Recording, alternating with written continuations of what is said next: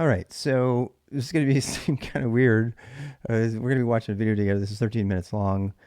If you're seeing this on YouTube, if it means I can't monetize it or whatever, that's fine. I just want to watch this video.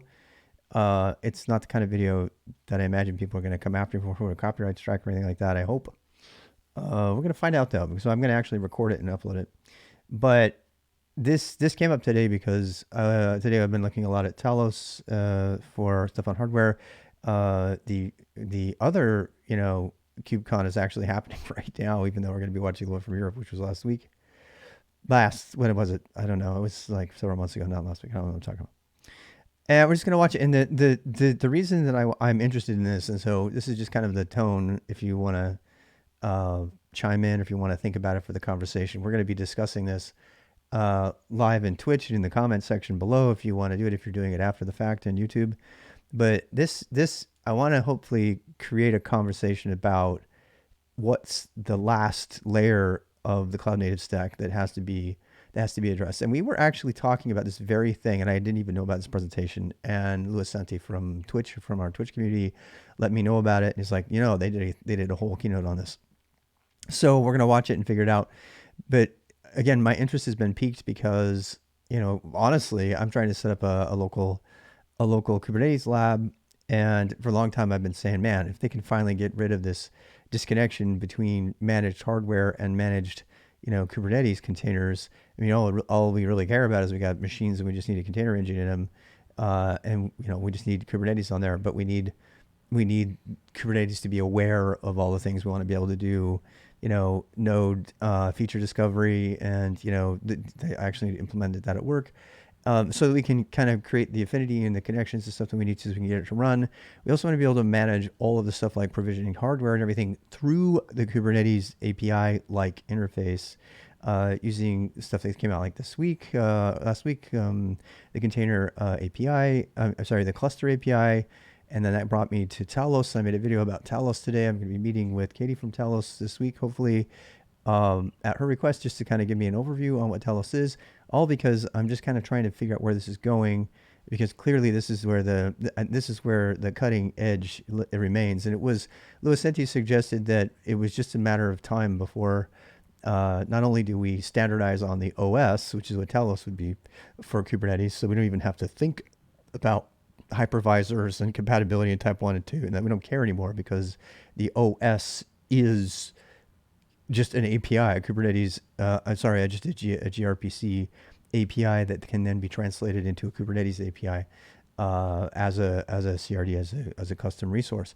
And he's like, well, the obvious next step here is to do this in the hardware. And we kind of concluded that what's the difference between doing it in the hardware and just doing a net boot and then making sure you have the latest OS always, being net booted, which is what Talos does. It allows you to net boot your systems, whether they're Mac Minis or that you're reusing at home, or you got a whole rack space or something. And then bringing that all up, what that looks like. So it's very exciting for me because this is all new to me. I haven't been a big person into the enterprise kind of cloud deployments in this whole thing. I made my first Docker file, like, what was it? Like now it's like 6 months ago, container. And I've since, of course, went crazy with it. So we're going to watch this and we're going to talk about it, but we're watching it in the sense of, okay, if the current cutting edge and space that's being resolved is the Kubernetes as an OS, a Kubernetes compatible OS that doesn't even have SSH into it. It just completely and totally safely manages everything. That's what Talos or whatever it calls Sodero does. If that's the next step, then the step after that is tying that directly to the chip, and in which case using an open source chip architecture might work. So this might be boring for some of you, but if others of you just want to chat in on this, I'm curious to see. This is basically someone who's had almost zero cloud native experience, watching a video about RISC-V, which RISC-V, which I was around. Actually, it's funny because one of my first installations of Linux was on Mach, and then of course PC went on in the 90s on a Mac. I actually was running Power. It was running PowerPC, which was a RISC architecture back then. And so here we are looking at it all over again. So I'm interested in this. Oh my God, that was a little loud.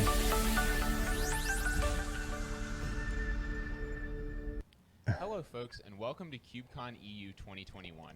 My name is Daniel Mangum, and I'm a senior software engineer at Upbound, and I'm joined today by Carlos Eduardo, who is a cloud architect at Red Hat. We hope you all have had an Yay. awesome week so far, and we're looking forward to diving into a topic you likely haven't heard a ton about this week and may not be familiar with at all. However, both Carlos and myself believe that this is not only an imperative ecosystem. Okay, I'm going to skip a lot of this. Have exploded. All right, so Folks, I'm going to kind of paraphrase the stuff that I've already seen. So this is what is it? Landscape.cncf.io. This is a meme. It's got lots of stuff on there to learn. And he's making the point that, hey, this is cool because means that there's lots of innovation happening, even though it's kind of hard to navigate. It's one of the reasons I don't like conferences, by the way. It takes too long to get to the conversation. What's missing? So our OpenStack of open source software is built on proprietary hardware. Proprietary is not bad, just different trade-offs. Hardware we have used to sort of sweat quite well. So yeah, this is actually good to look at if you're new to Kubernetes, which I still like to look at. So you're on x86 or ARM, you have an operating system, and then you have the Kubernetes platform on top of that, and then operators, apps, and stuff like that. It's interesting you put operator here instead of container, but I guess this is the container and this is the operator. Firmware. And until now, this hasn't really been a problem. The promise of the cloud is that we don't now. This proprietary hardware model has actually worked quite well.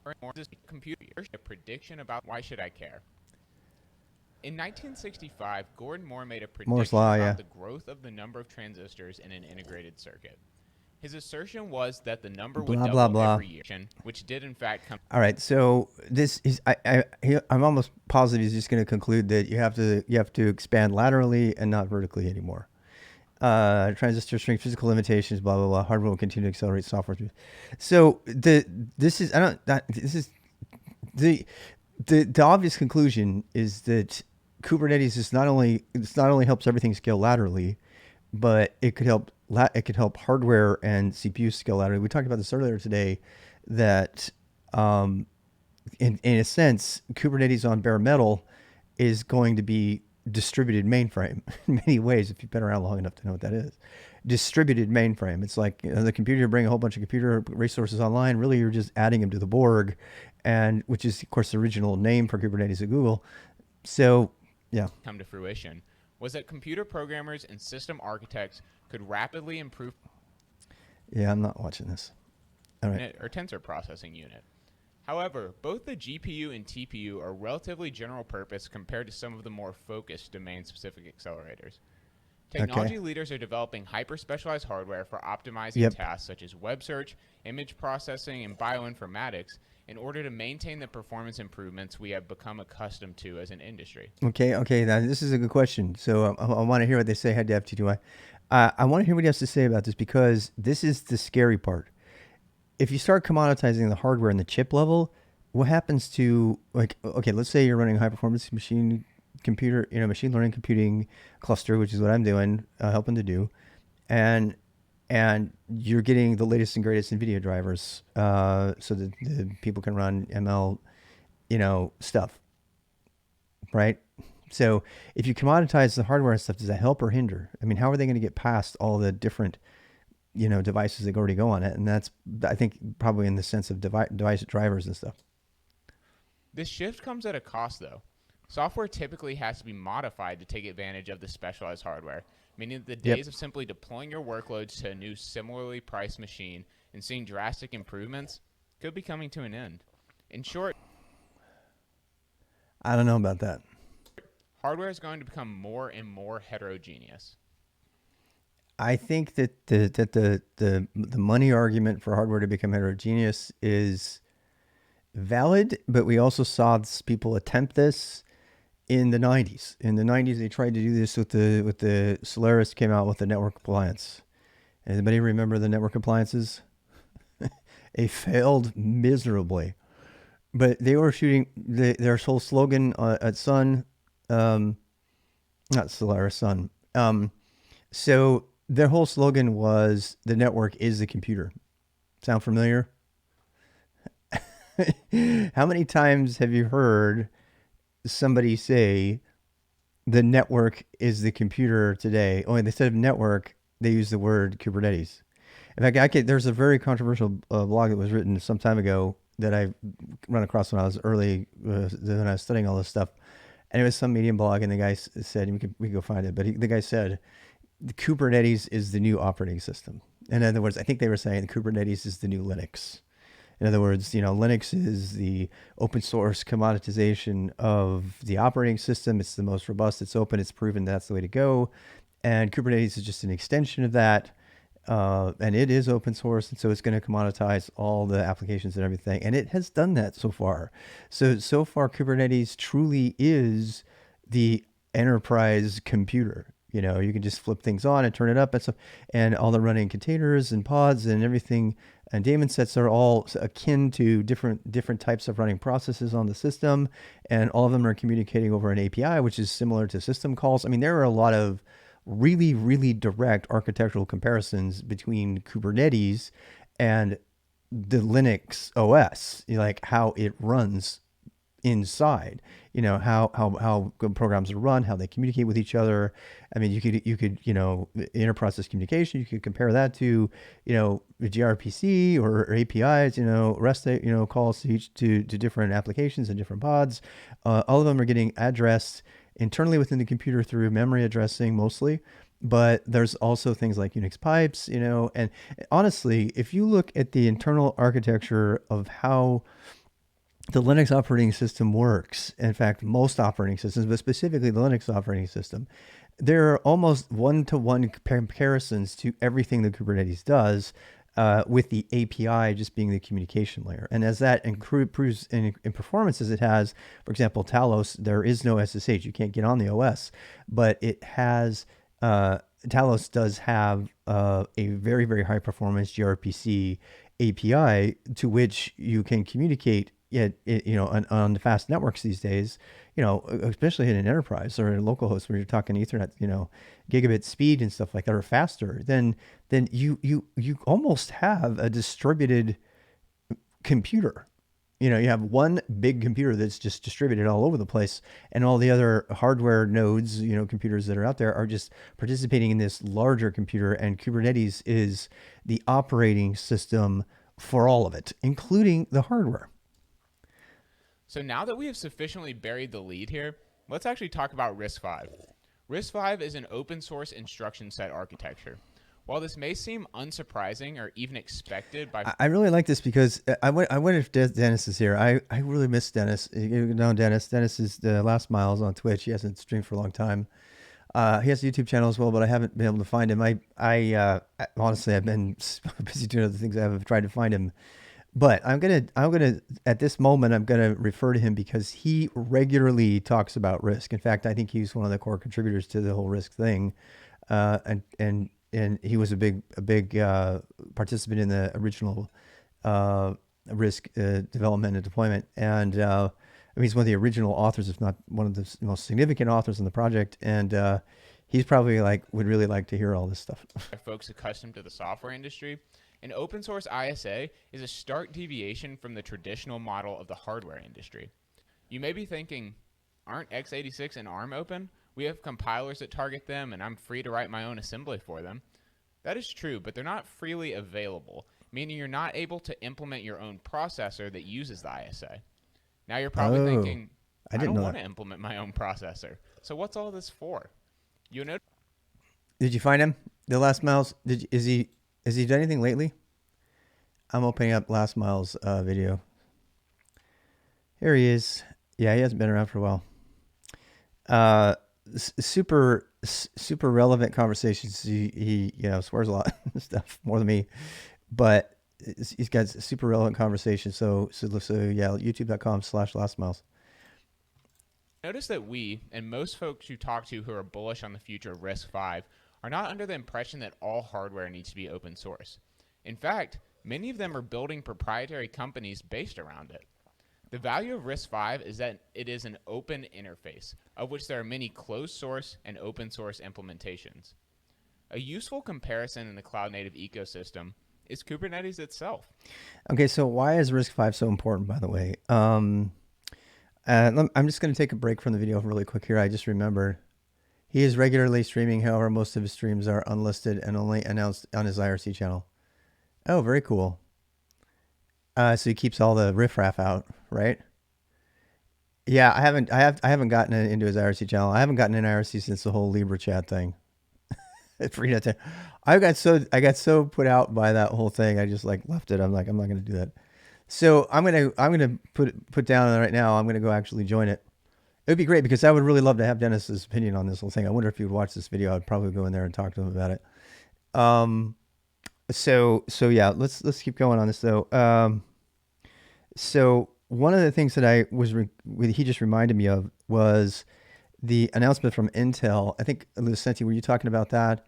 Intel announces support for RISC v5, which this was a big deal because I think they were kind of holding out, right? Development platform with Sci5 P50 cores. Is that the one? I don't remember if that one. AWS announces RISC-V support in the free RTOS kernel. Ooh. That's interesting. So yeah, seems like there's a lot of there was a recent posting in the news about Intel and RISC-V, and I don't remember what it was about, and I'm kind of interested in it because it's relevant. Well, up to that point, I wasn't really interested in it, but now that I'm starting to see how that could be the final part of the cloud native stack, I'm super interested in it. That is kind of a killer application, I guess, of the whole thing. Intel to create RISC-V development platform, June 2022. This is not it. I think this is the one that they just came out. It's so new. I don't imagine it hasn't come out yet. Open source computing CS 2021. From system RISC architecture. Opens up processor design, ZDNet. Creates groundbreaking performance. That's another thing. Remember the whole ARM is faster because it's new. It can get rid of all the technical debt and stuff. Well, RISC-V can start to do that with technical debt as well. Yeah, I don't see it. RISC. I don't even know if it's RISC, if it's actually V. Is it 5 or is it V? Is it 5 or is it V? How's it going, Z Velocity? I don't know. I haven't been again. I haven't cared. I'm like, oh hey, they're doing another chip thing. Awesome. Maybe that will get some performance. But now that I know that it could be the thing that ties Kubernetes to the chip, I'm super interested in it. Is it 5? Yeah, I can't tell if it was 5 or V. It's kind of a RISC-V virtualization, going toward mainstream adoption of premise disturbing hardware. I swear Intel made an announcement recently. I wonder if it would be on Twitter. Yeah, I don't know. Intel RISC. Did I spell it right? It's RISC. R-E-S-K. Derp. 5. RISC-V International is a charter standard for their open RISC instruction set. So it already has got all the organization. I bet they would have it. I'm trying to go see here. History board. Do they have a blog? Yep, here we go. News and blogs. Announcements. Let's go see that. Subscribe to Jeremy. Thank you. We don't always talk about amazing stuff like this. Sometimes we play brain dead games and stuff, just in case. Just full warning there. And I am a noob on all of this stuff, so that's why I'm interested in it. If you want to follow the noob. All right. So, how RISC-V and chips are diving in unified memory architecture standard. RISC-V is so much more than just an ISA for processors because of the openness of RISC-V. You know what? Our presenter just used that term. What did he call it? An open source instruction set architecture. I got to remember that. It's not. There's lots of other acronyms for it. So instruction set architecture. Oh, you recently got a new job at CSA? Coming from desktop support. Oh my God. As a CSA. Wow. That is super cool. That is really, really cool. Well, welcome. So, I mean, we'll get back to this in a second. Studying for the AWS SA cert. Awesome. Uh, I think you guys have heard me. I made a whole video. It's an hour-long video called "Why Certify." It's on YouTube, and this. I mean, I talk about certification a lot. I'm actually working on certifying myself for the cloud native stuff. Even though all my friends in cloud native don't have a cert and they kick my ass in terms of knowledge and skills. They're like, "Why are you getting a cert?" Well, just because I want to help people. The point is, I actually think that in the operations space in general, there is a lot stronger argument to get certified than it would be in the software space. Obviously, because in the software space, you can just write software and prove you know what you're doing, right? Or you can contribute to open source projects. It's not so easy to do that in the operations space. It's kind of, in some cases, like if you're going to become an electrician, you can't be an electrician without a license. It's getting hot in here. I'm sweating. Oh well. And so anyway, back to what I was doing. So I don't see the announcement. Suffice it to say, Open Power. It's so funny. It's so funny they're resurrecting the Power name, the PowerPC. Remember that? Uh, and then they got rid of it. Apple chucked it. It just makes you wonder why they did that. I just don't know. So Linux Foundation. Ooh, learn about RISC-V ISA with 2 free training courses from the Linux Foundation. What? I gotta follow this better, people. I'm gonna bookmark this. Oops, wrong one. I'm gonna bookmark this. This is crazy. So yeah, they got edX training materials on RISC-V. Now, am I gonna be writing RISC-V stuff? No. So I am an engineer who's just interested. Ultimately, I just want one day to have an operating system that I can put on my hardware that's got Kubernetes on it, and I don't have to do anything else. And it updates itself every time there's an update. I can choose to download the latest version of the chipset, or the chipset can. That's the real thing. I don't think they're going to be able to separate. I think it's going to make it easier for software like Cedero or Cedero/Talos to exist, but I don't think that it's ever going to become automatic like the whole Green Linux or whatever it is, whatever the last name is from Amazon, where that automatically updates the OS to keep all the security patches in place and stuff like that. I think there's still going to be that one piece of administrative task. Best way to support the stream, you can do whatever you want. I appreciate GitHub follows probably more than anything else, just because you get your name up there, and I suppose a higher percentage comes here. But if just tell your friends about it and sub and all that. If you want to sub, use your Prime sub. If you don't, that's cool. But that's that. Or I got Patreon too if you want to go look. All right, so but I mean, the GitHub thing is the most fun because you get the little star, you get your little face in there if you want to. So this is actually really interesting. The problem with RISC-V is pretty much price per SOC package. Really, that's going to be interesting. So, yeah, I mean, I don't know enough about that to even have an opinion. That's one of the reasons I'm doing this, is because I want to have an opinion on it. And again, I told you I didn't care about any of this until I realized that this could be the last layer of the cloud native stack. And I happened to be, just like 2 weeks ago, I spent all 3 hours practically of my co-learning sessions from 12 to 4 for Friday, Kubernetes session, trying to identify how big of a server, whether I should use a Threadripper or not, and whether I should pay 5K or 7K for a machine in order to do simulated and emulated a Kubernetes deployment just on a single machine using virtual machines across cores. And then I kind of put off the idea of using all the old hardware that I have, mostly Mac Minis, Pis, and some MSI Trident gaming systems. I have probably 50 computers total that I want to put into a hardware cluster at some point, and that's where I'm coming from. So and I watched somebody yesterday on Twitch who was doing all of this using sort of a Hyper-V solution and a management tool, not the same as as OpenStack, but kind of like that, to do all of that. But then it still has a Hyper-V involved. And then I was looking at Talos all over again. I was like, well, I don't really only care about Kubernetes. What if I just throw the whole thing out and just do Kubernetes and put it on there? And I'm like, there's not very many. There's actually the primary hardware offering in that space is Talos, and that led me to here because Luisenti suggested, well, the chips are going to eventually get rid of that layer entirely, perhaps, and then embed the OS. I mean, I don't know of any manufacturers that embed the OS yet. I mean, there are embedded devices. That's the thing. They embed Linux in there as firmware, blah, blah, blah. I mean, the whole TiVoization was exactly that problem, right? They made it so you couldn't change the OS; it was embedded. God, this whole conversation is really, really, really gonna open up the flaw in GPLv3. Fuck, I don't think I fully realized that until this moment.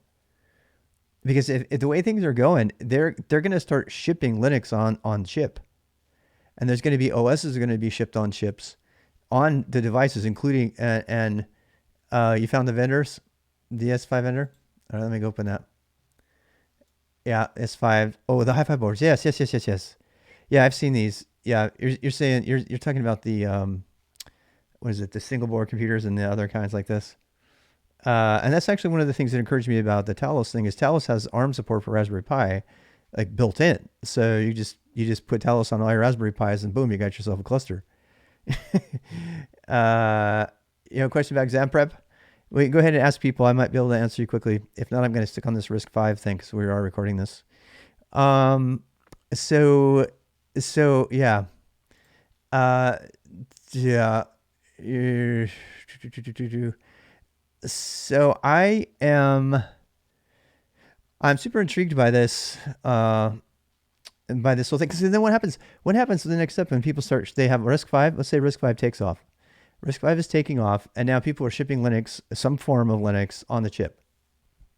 Do you think they're going to put Bash on there? No, they don't need to, thank God. They're going to just ship the kernel and maybe an API, and they're going to be pretty much an Alpine. And this just brings out the beauty of Alpine to me, by the way.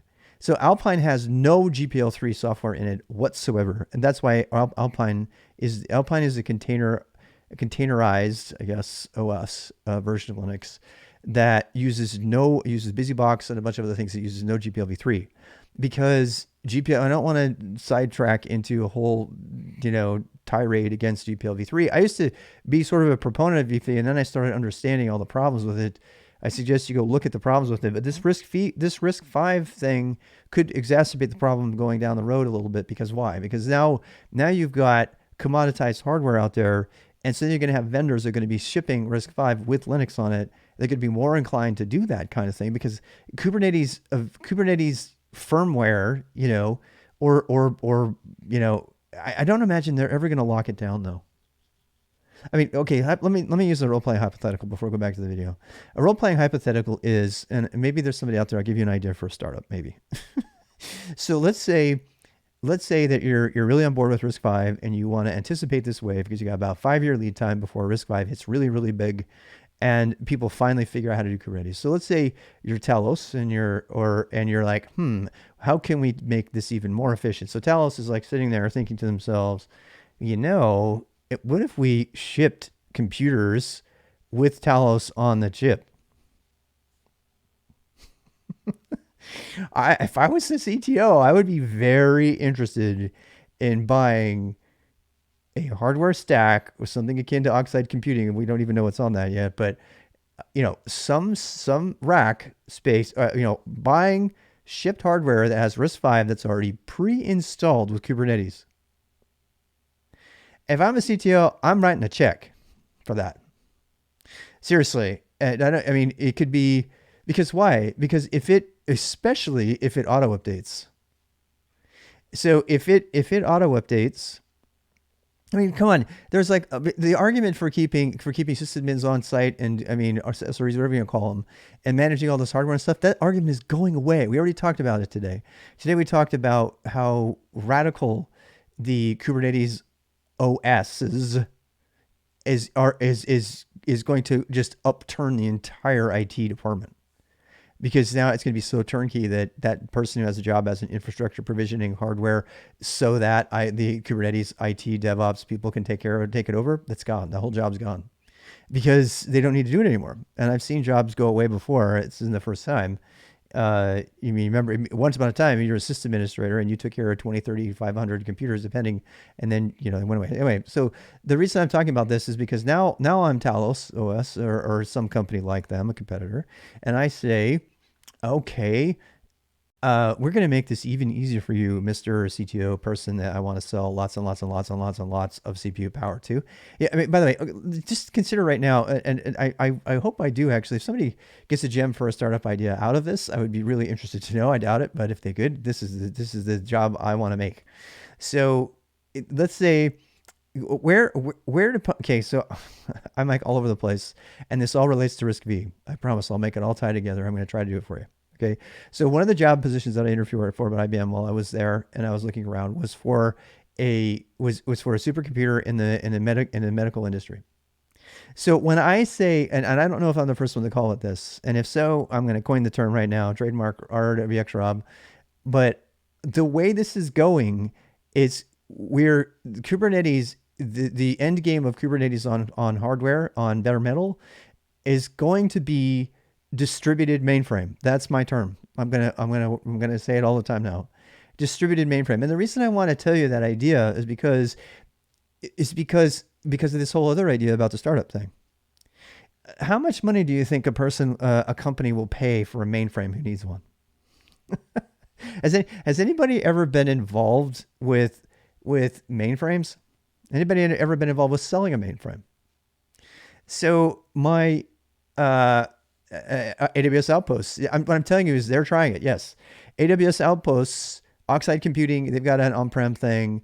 There's a lot of on-prem hardware people, and it seems like the race is on. The race is on for on-prem hardware. Why? Because the on-prem hardware is the distributed part of the new Kubernetes distributed mainframe computer, which is what we're talking about here. So whoever owns the iron, whoever owns the silicon and sells the silicon that comes with Kubernetes is going to make bank. It's going to be like NVIDIA making CUDA and locking down machine learning. You know, it's going to, I'm telling you, I've been telling you, I have artist friends sometimes when I go on art gallery crawls, and then they'll talk to me as an IT person. They're like, what technology should we invest in? I was like, man, I wish I had money to invest. And I'm like, buy NVIDIA. Buy NVIDIA, buy as much NVIDIA as you possibly can, and the company that does Risk V, the company that does this Risk V stuff, the company who associates Risk V with Kubernetes on silicon is going to dominate the industry. I mean, they're gonna destroy everybody else, and here's why. So this distributed mainframe idea, right? So let me tell you a little story. So I was interviewing around, and I interviewed for a high performance computing job, which was not using this at all. It was using another thing. They would bring together PCs and they would stick oh god, I can't remember. They'd stick cards in them that weren't even gigabit Ethernet. This was all pre-gigabit Ethernet. It was a long time ago. And they would put these cards in them, and then they would hook up all the cards and everything. And that there was a real rush on, and I remember it was the first time I heard about the cloud. So the guys that interviewed me, that were referred by a salesman who happened to be the father so this interview to take place in IBM healthcare. I know it doesn't make any sense, but there was an IBM healthcare department. What they did is they sell IBM mainframes to the healthcare industry. And let me just tell you the story. This guy would he ran a team. He had a team of 5 people. They would make one cell for multiple millions of dollars a year. And they would make that one cell, and that was it. They met their quota. They would make massive things. The guy was running, he was making easily over 200K just as a salesperson. And his job was to go out into the enterprises of the world and meet with different people who are interested in mainframe computing power. The point I'm trying to make here is that a lot of people, a lot of times when we get dragged down in YouTube and Twitch and we're fighting about, Arch versus Linux and NeoVim and all this stuff. Meanwhile, the real $1 and $billion that's trading hands all the time is happening at enterprise scale. You think of IBM, you cringe, you look over for armors. I know. So, whatever you think of IBM, the transactions that are happening in the space of mainframe computing have for the longest time been so huge in comparison to the tiny little concerns that we have in the PC world. And now that, this Kubernetes movement on Iron is becoming like distributed mainframe, we're starting to get into that space, and risk V is a big part of that, because if all of a sudden they commoditize, whatever you want to call it, all of these computers and these operating systems and these chips and stuff, now you can combine the chips in any number of ways, and you can start to do, like they did with the SETI project, right? You can do distributed computing across the network as long as you have a fast network, right? And your nodes go down, who cares, right? There's so many architectural similarities to what already happens within the mainframe. In fact, how would one start to learn school projects? I actually do a learning path on that every Friday from 12 to 1, and I can 12 to 3. Sorry, and I can talk to you about that. The first thing to do is to, if you want to, you can do Kelsey Hightowers, Kubernetes from scratch. But I would do it all using Kind. I'll go use Kind, install Kind, and then start playing around with there. And that's what I'm doing too, actually. I'm doing it because I need to get, really good with the lower angle of all this stuff, because there's no doubt. I mean, any concerns I had about this being too complicated or not the right direction are completely obliterated at this point. At this point, I want to learn it so fast. Yeah, I can't even, because I want to become a consultant in this, because it's going to, I'm not exaggerating. Kubernetes on Iron, if and when it happens, is going to revolutionize the entire IT industry. It already has. And it's going to go, and even these people back then who didn't know what Kubernetes was, it wasn't around, there was no cloud thing. They went to these people I interviewed with in healthcare. They would just gotten back from Marseille for some special conference about cloud and how cloud was the future. And this was in 2003. Yeah, it had to have been 2003, 2004. It does have a huge high skill cap. Yeah, like Linux, right? So yeah, there's going to be definitely a division of labor. In fact, that's the whole thing. So Amazon, by the way, you're talking about Amazon. Amazon they just made all of their cloud training for free. Amazon and Google and everybody else are panicking because they can't get people enough who know cloud skills. And I'm not talking about AWS cloud. I'm talking about cloud native, Kubernetes, that stuff, not just how do I use the AWS or GCP APIs and stuff. So a big piece of this is the RISC-V thing. So I'm going to come back to the thing. We're going to watch more of the video. But the reason I wanted to watch this video is I wanted to, catalyze some conversations about where this is going. Because if you want to make a killing, watch very carefully. The companies that do Kubernetes on bare metal are going to win. And I mean win, not just in a tiny little way. I'm talking about taking down mainframe companies. I work for one of the largest companies in the world, over 20,000 employees, their own Class A IP address, and they have over 200 employees in high performance machine learning, and you would never guess the company until, please don't guess in the comments. I don't want you to give me up, and this company, I'm telling you, this company is 100% dedicated to figuring out how to do high performance computing on a distributed mainframe, meaning running it in containers. Right now, we're mostly in batch still, but they've got a certain amount of stuff that's moving into Kubernetes, and that's obviously the direction the whole industry is going in. And this company is most definitely going in that direction. It's not giving up any secrets. The whole world is doing that. So if you're not preparing for turnkey, mainframe, distributed mainframe, that's my new term for Kubernetes, you're going to miss the boat.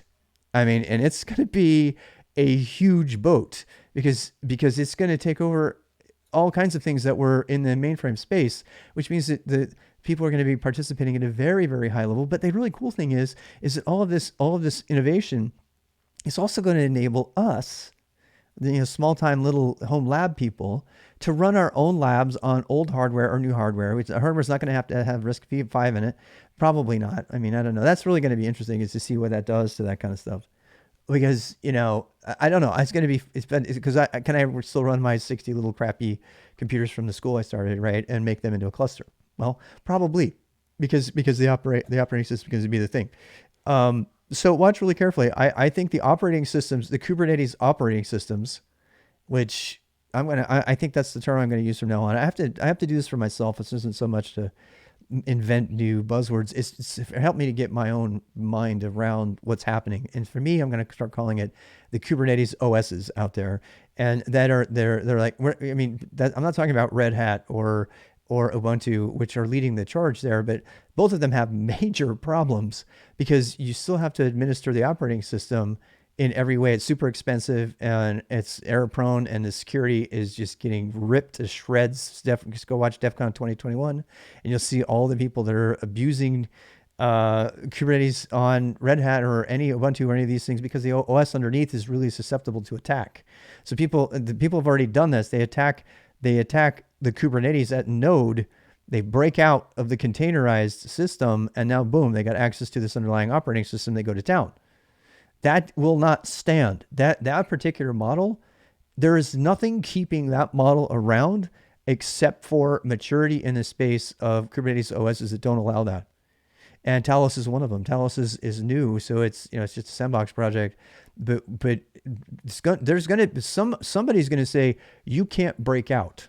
You can't break out anymore. Even if you did break out, nothing bad. You can't do anything because it's all read only. It's ephemeral. That's Talos. If you do that on Kubernetes, on Red Hat or CentOS or Ubuntu, the whole world, I keep talking about it's Talos, Talos OS, and they just recently changed their name to Sidero, Sidero. And I have nothing to do with any of these vendors, by the way. I am a completely independent third party. I happen to work in this space, and I'm super interested. I'm a total noob, and I'm feeling a reinvigoration by studying this stuff that I haven't felt about technology in a long time. And that's why I make random videos for 2 or 3 hours about it, because not only am I getting paid in this space, my company's nowhere near ready to be deploying something like this. But I tell you what, the people who are ready to support and deploy Kubernetes on Metal are going to fucking dominate. They will. It's just a matter of time. So let's go back and watch the rest of this video and why RISC-V is a thing. I happen to think that Kubernetes on Metal, like Lucenti suggests, is a thing. That's a very possible trajectory for all of this, and that's what's going to be the companies who embrace RISC-V or RISC-V, whatever you want to call it, RISC-V. Those companies that embrace RISC-V and Kubernetes on bare metal, or Kubernetes on RISC-V, let's say that, let's call it that, Kubernetes on RISC-V, which means that they're building most minimal possible operating system that will support any device that is connected to a RISC-V board, and it has to support everything as fast as possible, because the state of development of GPUs is so rapid, and those firmware, the RISC-V is the future. I got sad when I heard Intel bought it, though. Oh, that was the news? Is that Intel bought RISC-V, right? Well, they can't buy RISC-V and then have it be an open source thing, and they can't, or can they? Right? I don't know. I mean, look. I mean, okay. So let's talk a little bit about that before we go back to the video. So the conversation that states, I mean, the conclusion that a huge proprietary behemoth buys out an open source software or forms a company around the open source software, that is going to extinguish the software, the open hardware. That's obviously not necessarily a given, because I mean, look at Canonical, right? Shuttleworth, whether you love him or hate him, he did what he said he was going to do.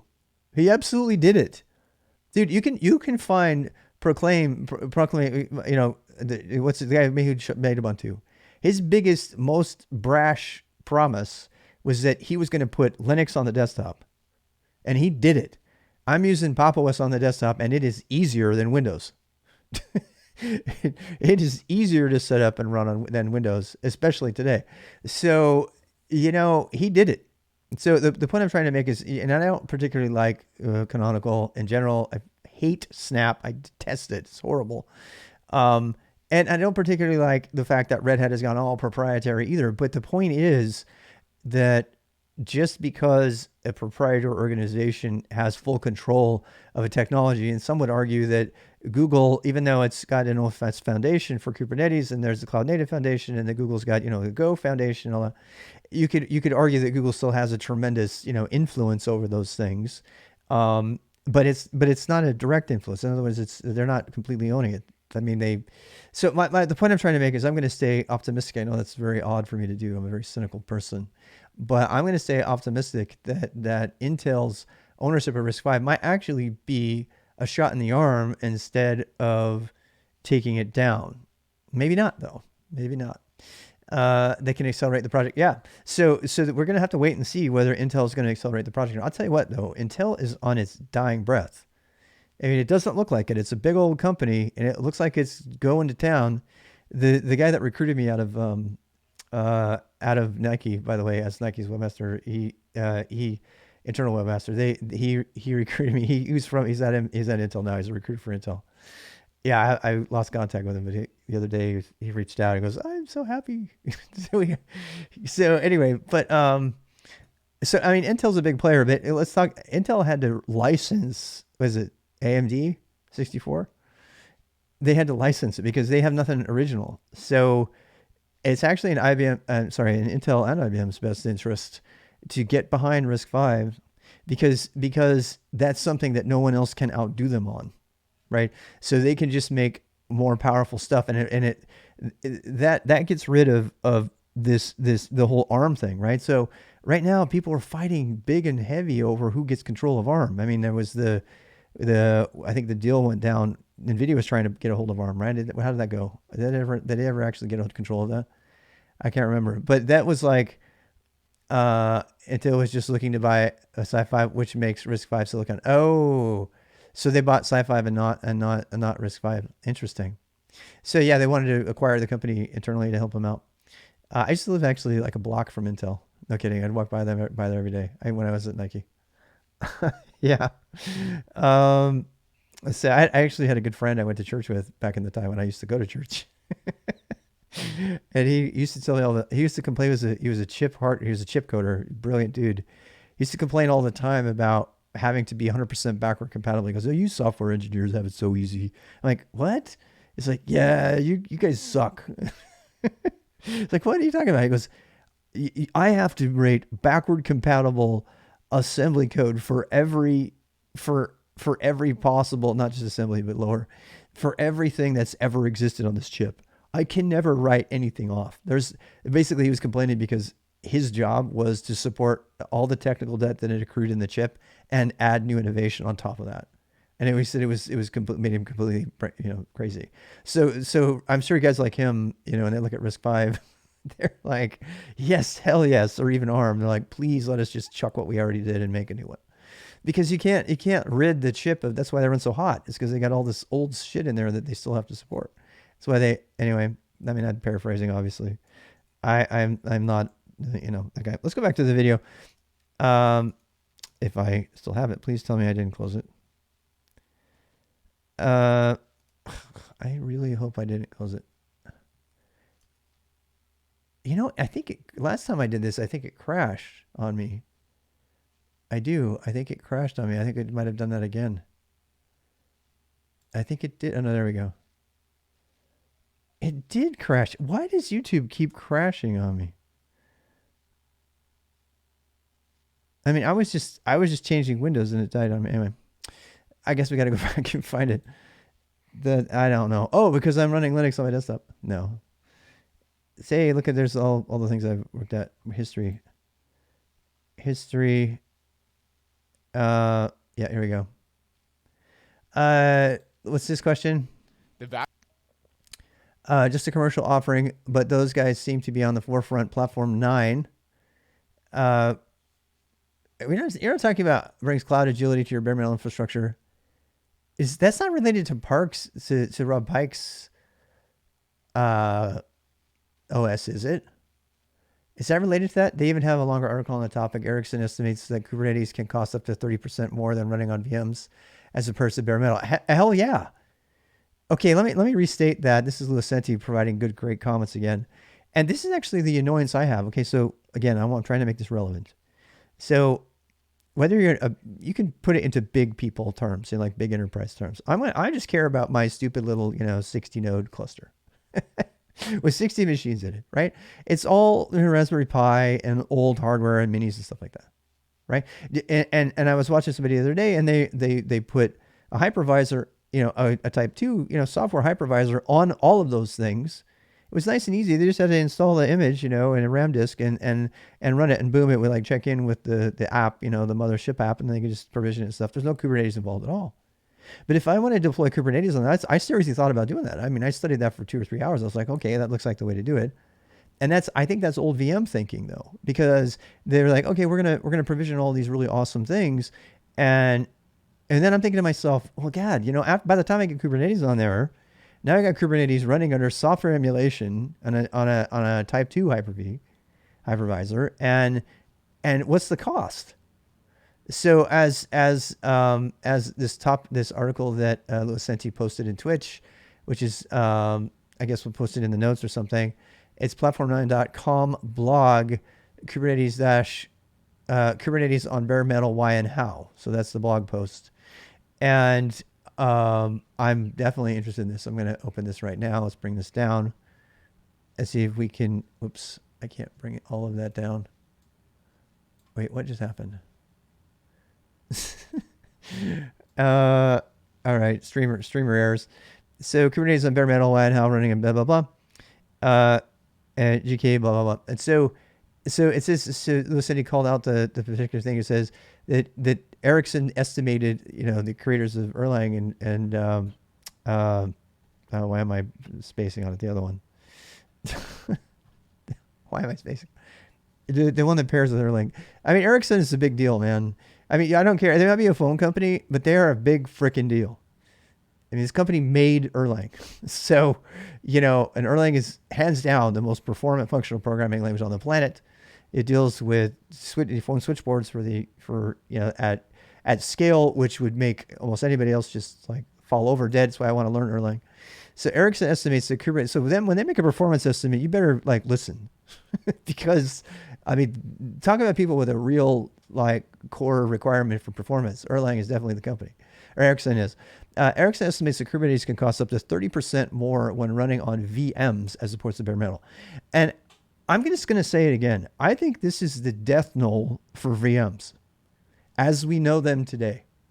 So, and I can just hear the words of one of my best friends in my head saying, no, you're always going to need to talk to different devices. There's always going to be a need to get to a device. Well, no, not when we start to have operating systems that can do direct things that talk to those devices, right? The real key with Kubernetes on bare metal is are they going to be able to support the plethora of sensors and stuff that's going to come up? And that's what Micro K8 is about. Yeah, some would say that's what K3OS is about. It's about getting it on small hardware with multiple sensors and blah, blah, blah. And K3OS is Kubernetes on, bare metal. It is one possibility as well. But usually this is associated with edge computing. And what I'm talking about so far, it doesn't have anything to do with edge. In fact, I think the concepts of edge computing, Kubernetes edge and Kubernetes in general are that line is going to go away. It's just a matter of time. It's just a matter of time before there doesn't need to be a different version of Kubernetes that runs on really tiny devices and stuff like that, that drops all the other stuff. And Talos is a good example of that. Talos doesn't say that it's only for tiny devices and stuff. It runs on anything. And I haven't played around with it yet. I'm getting ready to. So anyway, this is a great article. So there you go, platform9.com, Kubernetes on bare metal, why and how. And I plan on reading this as well. So I mean, this is a fun conversation. I hope you guys, if you're not here, you're able to chime in the comments in the YouTube video, because it's important. Let's go back and let our friend here continue. Value of RISC-V is that it is an open interface, of which there are many closed source and open source implementations. A useful comparison in the cloud-native ecosystem is Kubernetes itself. Many of the companies sponsoring this very event provide Kubernetes distributions that have a unique value proposition to customers. At this point, few end users are actually installing and managing the open source Kubernetes implementation. However, the fact that anyone can implement the Kubernetes API, open or closed, is what allows us to have a landscape. Okay, so he's making the case that, there's another buzzword going around. I don't know how to say it properly, but it's like API-driven IT, and it's not just microservices. It's a bigger idea. So if you put APIs in front of everything, and particularly gRPC APIs or faster, you know, escape like we looked at earlier. As with Kubernetes, there will be and already is countless RISC-V implementations, all adhering to a common modular specification that allows implementers to cater to specific use cases that can be targeted by any tooling. For Kubernetes, this tooling is operators. For RISC-V, it's compilers. On an earlier slide, I mentioned that there are trade-offs between open source and proprietary. I got to think about that for a sec. So he compared compilers to operators, specifically Kubernetes operators. Yeah, a Kubernetes operator is a way to deploy and to manage an application, kind of all in one. So there's like a Postgres operator, right? And it's one of the key areas of development. If you want a good job, learn how to code or to transform, to create operators for applications. If you want to get in the applications development space of cloud, knowing how to write a good Helm chart, even though I fucking hate Helm, is required, and knowing how to write an operator so you can bypass Helm entirely is a thing. You know, I'm still concerned because people who know have suggested to me that I won't get into the operator question. They're the applications packaging distribution stuff. But I've heard that operators are putting an undue amount of pressure on etcd, much like people are doing with Electron on your desktop. There's a bunch of people that are not asking what if everybody did it, and they're overly taxing your machine because they're using more resources in RAM and stuff by putting multiple Chrome instances inadvertently, because they all think that they can get around using the requirements of forcing everybody to use Electron. And I'm not comparing etcd to Electron. I'm saying that it sounds like, from what's been recently reported, that all these people that are saying, hey, we'll just make an operator, eventually they're going to bump heads, and the people who are running all those operators in their enterprise environments are going to start saying, hey, that's really taxing etcd here. We shouldn't really do that much. But that might be addressed by the multi-cluster movement, because the movement is a way, it's interesting comment. I'll read that in a sec. So the movement is away from having big behemoth clusters that have lots and lots of operators potentially, or applications in them, and to multi-cluster, so that you can spin up a cluster pretty quickly and change what's being provisioned by that. Now, that's actually a movement that I'm super interested to talk about a bit and dwell on, because if the multi-cluster movement in the industry, it could kind of conflict eventually with this whole idea of Kubernetes on bare metal, because Kubernetes on bare metal sort of argues that unless, I don't know. I really want to get into the Talos API. I want to actually read the code, because it's something like can a system that's running Talos, for example, or anything similar to, can it automatically provision? Can it through this gRPC API? Can it be told to suddenly become a member of a different cluster? I imagine it can. In which case, you're just allocating resources from one cluster to another one, something that would normally be done with OpenStack or what's the other one? Proxmox or something like that. Would be done at the virtualization level of the architecture. But when you've removed all the virtualization from the architecture, except for the Kubernetes OS is on bare metal, then can you reprovision those hardware components for different clusters? I assume the answer is yes. And if the answer to that is yes, then the strain on something like etcd from too many controllers being in a single cluster could be alleviated by breaking off a number of those applications and then looking at your clusters as if they were containers in a larger architectural sense. So now we're going to have, and multi-cluster is most definitely here. This is something that people have been talking about a lot. They're like, stop thinking of your enterprise as this one monstrous 5,000 node cluster. You need to start breaking your applications down and having those larger applications or clusters figure out ways to communicate.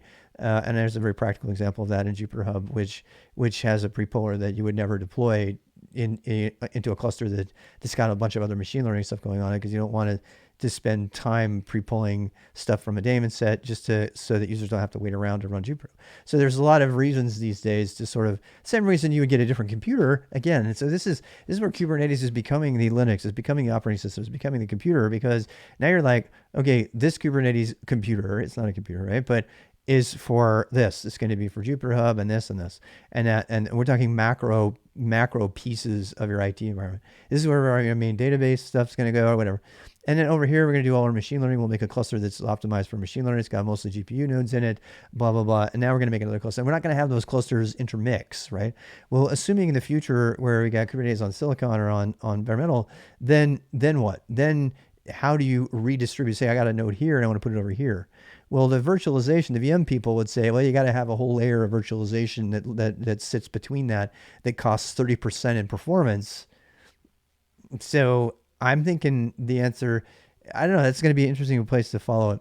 A couple of comments here I want to read. So last I tried Kubernetes on Metal, I quickly ran into load balancer issues. There's MetalLib, but I'm not sure if I can compete with GKE or similar. Right, not now.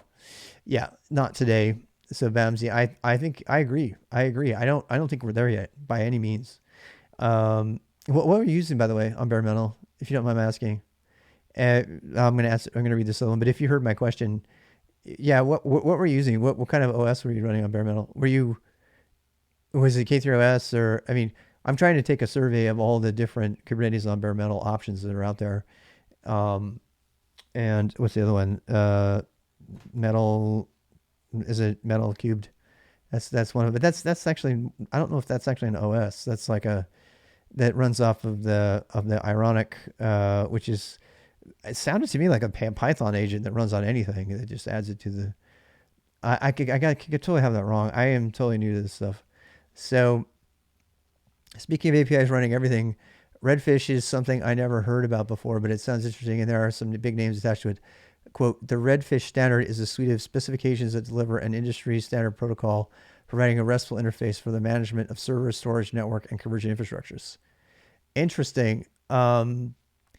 It seems like there's a lot of competition in the orchestration of hardware and metal happening right now. And I think what this is, if I was gonna describe as a noob, what seems to have happened to the industry is, first of all, we adopted virtualization big time. And I would, maybe 2000, 2004, 5, 6, something like that. VMware led the charge, and it's all about virtualization in VMs. I can spin up a VM, and thank God for that, right? It takes literally 60 seconds to start a machine, a brand new machine, and provision it in DigitalOcean. I do it all the time, just to use it for whatever reason. And we had Alaska Computing, and virtual machines gave us that. And I don't think that's going to go anywhere. It'll still be there, but what's going to be interesting is, yeah, I don't know.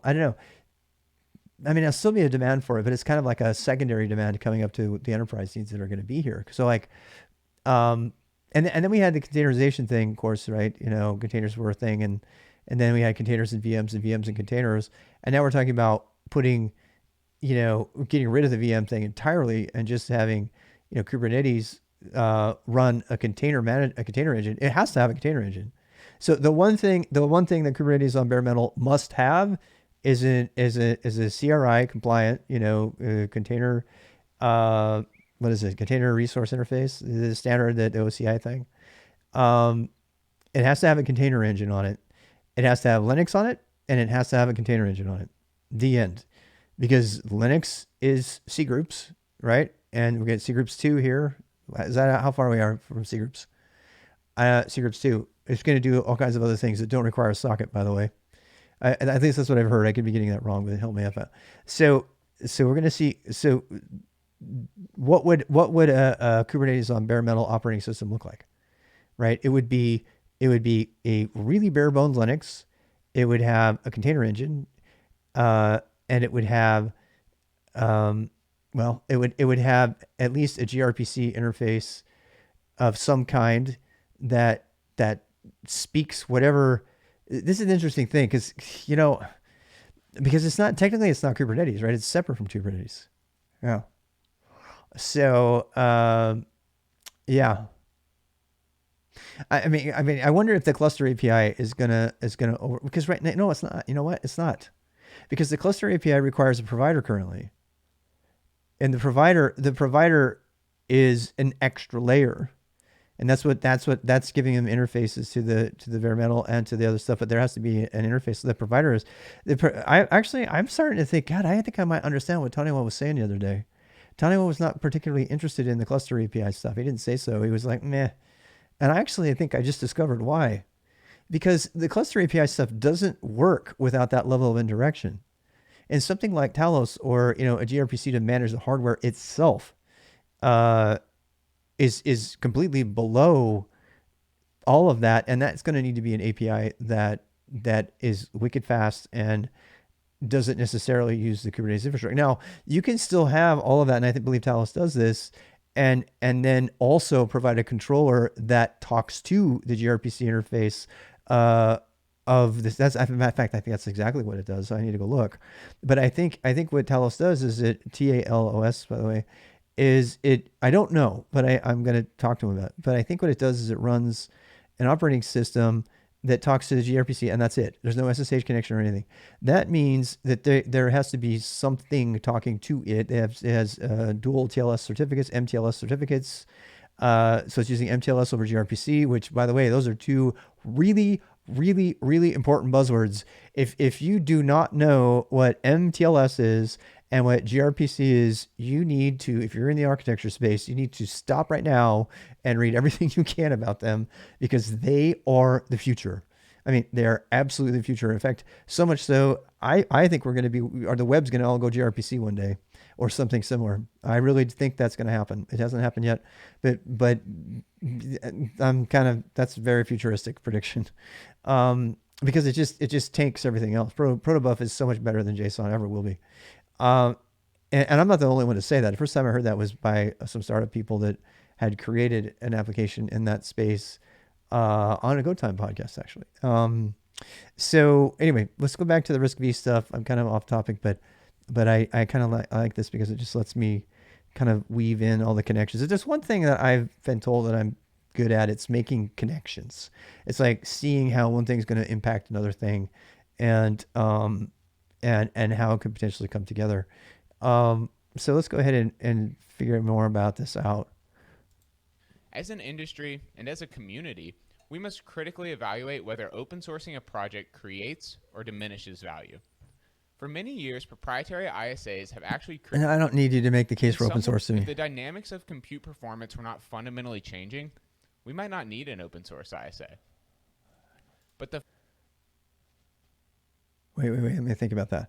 So he's just made the conclusion that if the... Oh, okay, I see what he's saying. He's saying that because we need more compute power, effectively, that we need RISC-V, and I don't think that's going to be the driver at all. He's suggesting that, and I can see where he's coming from. He's suggesting that the reason people are going to care about RISC-V, and this is before the Kubernetes stuff, is because they're going to want to expand laterally. Right, so they're going to want to add more chips to a thing, and then have the thing talk together. I mean, I guess that might be another way of saying we want to have Kubernetes on bare metal, because that is scaling laterally. Kubernetes, if it's nothing more, Kubernetes is a method of distributed computing power. Again, Kubernetes is a distributed mainframe. That's what it is. It's a distributed mainframe. I'm going to use that key term. I'm going to wear it out. Somebody can attack me. They can but that's my straw man term. If you want to attack what Kubernetes is actually becoming, it's a distributed mainframe. The fact of the matter is, they are. And this change necessitates a change in how the industry operates. Hardware must become more fragmented to continue to satisfy our complex computing demands. Agreed. Okay. But we don't want to sacrifice the ability for software to target a common interface. So once again, while proprietary does not equal bad, sticking to proprietary ISAs would be diminishing value and innovation over the next 50 years of computing. Yeah, Linux has proven that. So I'm completely on board with that. Linux, it took a long time for people to kind of come on board with Linux, but Linux has overwhelmingly dominated the world of IT. We're not talking just a little bit. Linux has become the basis of every fucking phone that you're using, every device that you're using, Everything that you're running right now is running Linux.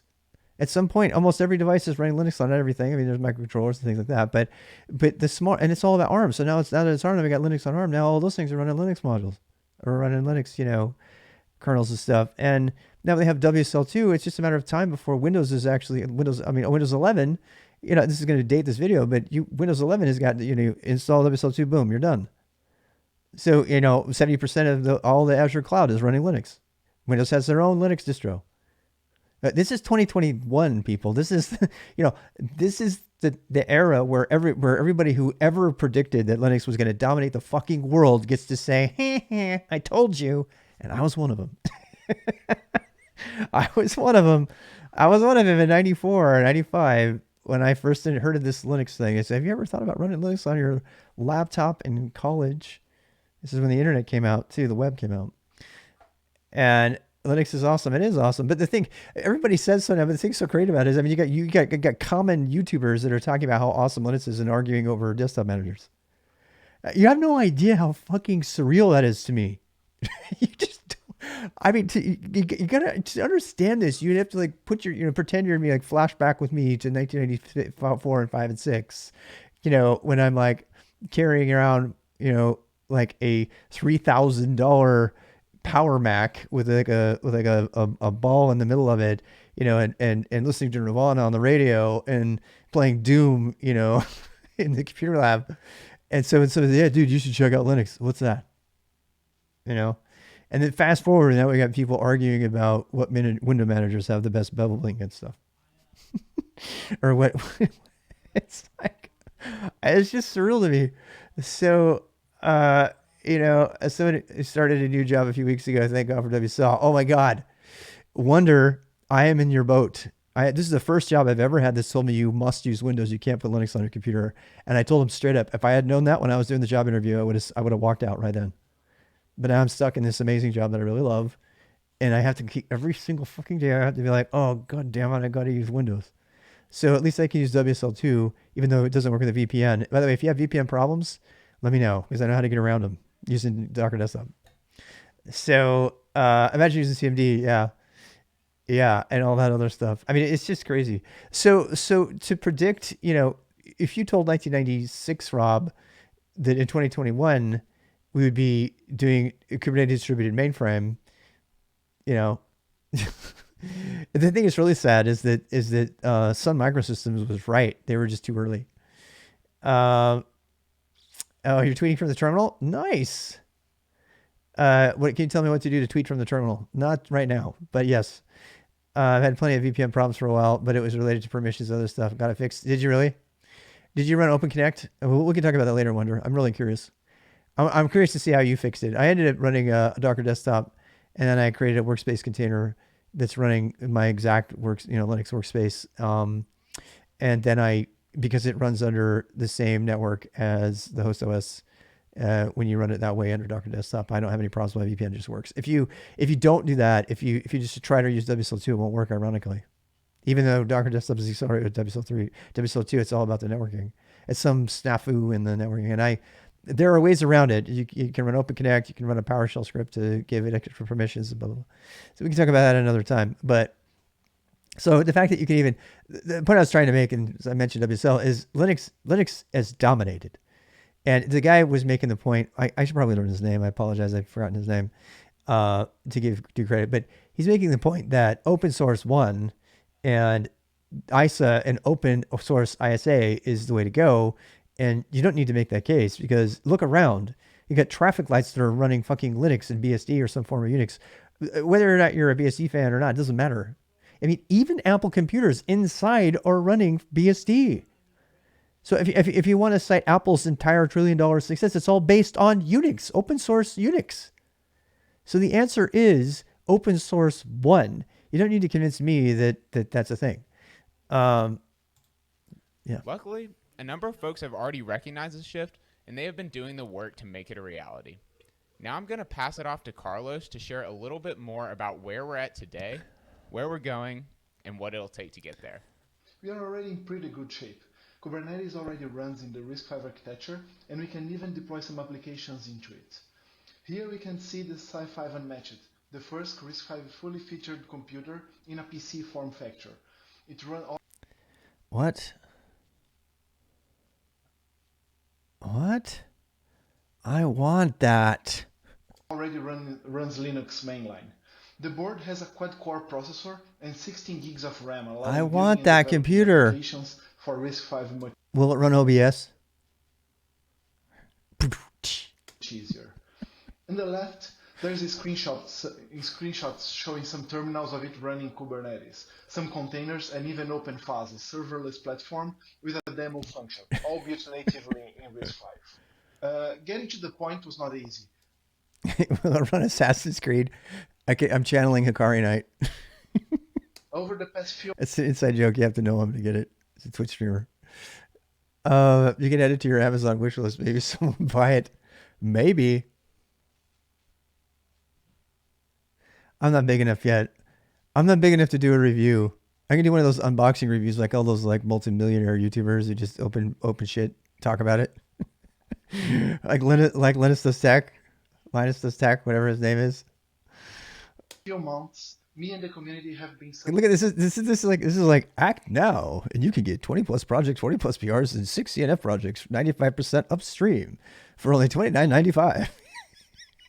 Carlos, I love your presentation. I love it. If you're out there watching, I doubt he is, but God, look at all this. It's got Moby on there, F2I CLI, Docker CLI. Go. Oh my, is it TTY? He's running Mad Insco as TTY on there. Lots of requests later. I can't believe how popular this stupid ass little package is. It's okay, but it's fine. How's it going, Quicksilver? Open containers run, blah, blah, blah. So this is all the extra stuff in here. Submitting many PRs to open source projects, bringing them. By the way, do you see any Rust here? I have to do it. I had to say it. You guys know I have to say it, right? I'm not trying to be mean. Oh, wait, I'm standing over. I'm like, my face is over Carlos, so you can't see Carlos. It's just me. I feel really bad. I've taken over Carlos. I wish I should get out of the way. I should probably get out of the way. I'm going to get out of the way. I'm going to get out of the way so we can see Carlos for this one. All right. I had to say it because I just want to say that so far, and who knows, maybe, look, if you want to make a ton of money with Rust, make Kubernetes. There's Carlos. I was like hiding him up. I'm really sorry about that. So, make Kubernetes on Iron with Rust.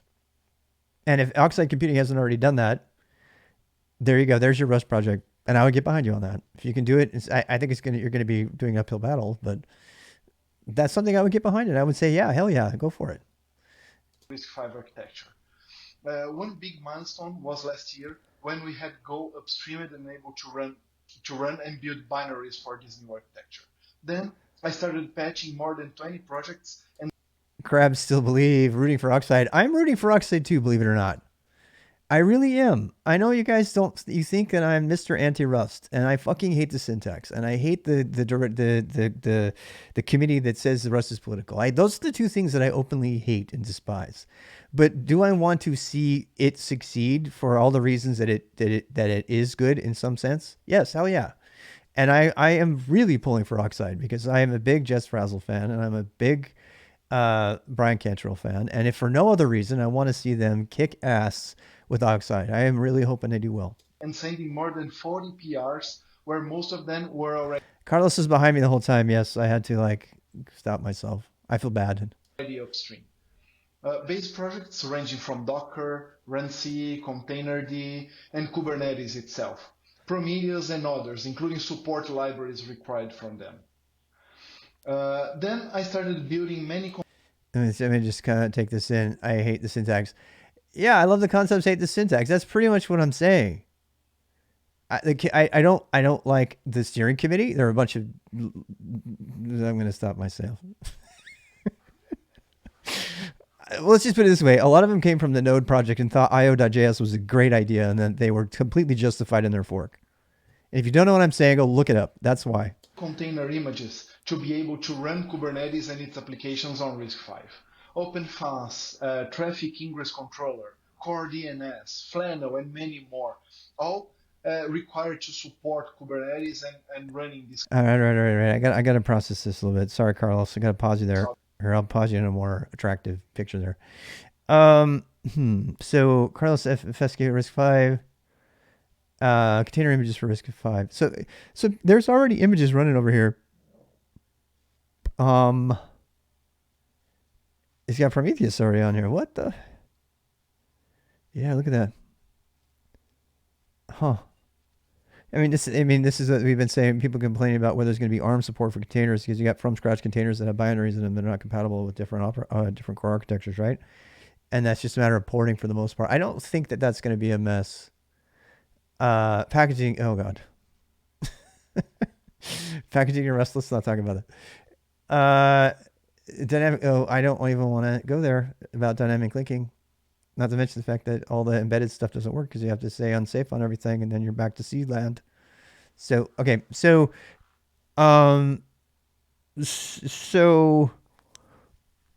yeah, I'm this. What is this? What is he saying? What is Carlos saying right here? He's saying that, hey, guess what? There's containers for RISC-V, and I think that that's important. But that's, I've been concerned about using Raspberry Pis just because I'm afraid I'm not going to be able to run containers on them. But I mean, Kubernetes takes care of Node Affinity and all these other things. It has all these different ways to do that. I actually installed the, God, what was it called? Feature Discovery.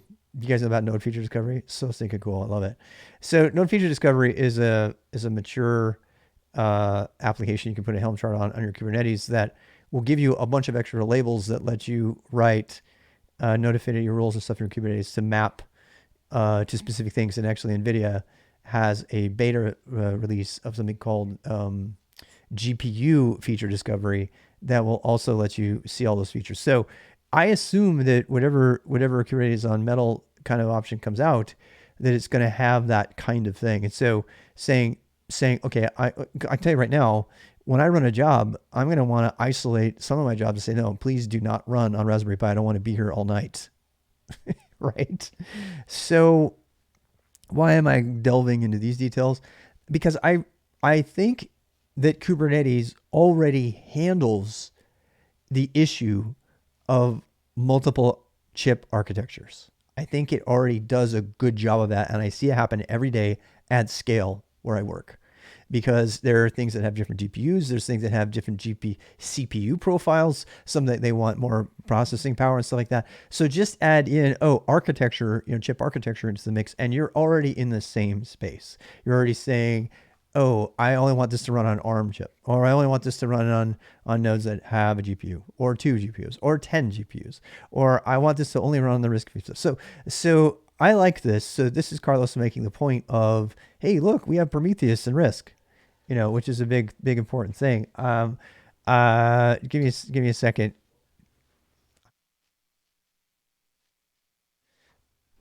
All right. So let's keep going. So he's even got who am I from a JPEG demo echo. He's just got a bunch of stuff there, and I think this is phenomenal. So let's almost start the video. Let's keep going. Applications. I also had to build the base images to run these applications, like Debian base image. They still don't exist in the upstream repositories. Okay, so the fact that, this, props to Carlos. Carlos went up and he built a bunch of these. So if you don't know what they are, let me just talk about them really quick. So etcd is a core, pause flannel, etcd, kubeproxy. All of these are the core packages, containers that become components of the control plane. And Core DNS is now mature, built-in, sort of the mitochondria, swallowed up by the cell inside of Kubernetes. You cannot have Kubernetes with all this stuff. So this is how he's running core Kubernetes on it. He probably just went down and found all of the Go source code and compiled it for RISC. Because why? Because Go is really phenomenally awesome at cross-platform compilation. Do I need to make the case any further? Rust is pretty good at it too. But people talk about, if you had to do that project in C. These days, I can hear MacGyver in my head. He's one of my Twitch streamers. He's an embedded engineer. He would be saying, yeah, we have that in C now too. So they have cross compilation in C now too. And I probably would be wrong to say anything differently. let's see, people can actually have support for RISC-V without having hardware with Podman plus QEMU. Yeah, but QEMU uses, it depends on which QEMU, whether you're using the Zen or KVM accelerated one. We're talking about the 30% drop in performance because of virtualization. And I, even on Hyper-V. So, a type 1. So I'm not a fan of that. I'm going to try to bypass that. So we have to build on a separate tree. All these changes, projects, and images are tracked in a project that I call RISC-V Bring Up project that's hosted on my GitHub account. I'll post the link at the end of the presentation for you to follow up this news Super cool. and projects. Thank you, Carlos. Tracking. A lot have been achieved in the past few months, but we still need a lot of help from the community, and you all can. All right, I got to read this. Okay, so Golang 1.15. God, this is old. We're already at 117, 118. When are we getting in December? I think we get generics for Christmas. I do, for better or worse. And somebody's going to shoot their eye out with their new BB gun. That's a reference to a famous Christmas name. Name the famous Christmas movie I just referred to. Okay, so SecComp, RISC-V, SecComp. Somebody's going to shoot their eye out with Go 1.18. I swear to God, it's going to happen with generics. So like, you're not supposed to point it that way. Oh, I'm dead now. Elves are working overtime. Yeah, they probably are. I bet they are. They're working hard. I sometimes am critical of the Go team over there a little bit because they didn't like me. I say don't start with context and stuff, but they're doing great work, obviously. So we have SecComp, RISC-V, SecComp support into Linux kernel upstream for kernel 5.5. libsecComp already upstream. Kubernetes have Kubernetes built on RISC-V. Still not officially supported. So he did the builds to demo it for us, but that's not official. Interesting. Okay. I wonder if that's changed. You know, we're with this KubeCon this week. I'm gonna have to ask Tony while he's like giving a keynote. So, you know, we should talk to him about it. Golang Seago, the Go extension for importing Seago already merged, available on Go 1.16. Oh, Seago, right. Of course. I'm just wondering why they would need that. I guess. Run C container runtime in C. What? Already can be built with Go 1.16. Interesting. God damn, I want to go look at all these. Okay. Golang is SQLite file data, can already build with SQLite. The guy who did that, he comes from North Carolina, by the way. The really humble educator who made SQLite, and it's just blown up. Official distros, the finished list exists. We're still pending official distros. I don't know what that means. What do they mean by official distros? Oh, they want to have the distro delivered for RISC. Okay, gotcha. Yeah, that's going to be interesting to see. Does Alpine not even do it? I imagine Alpine would be one that you could like port over really quickly. It's got the fewest pieces in it. With BusyBox, doesn't have all those other pieces that have to get ported. Official images, build and polishes of official images. Depends on the distro. Most projects build changes on CS. Okay. Can help on this.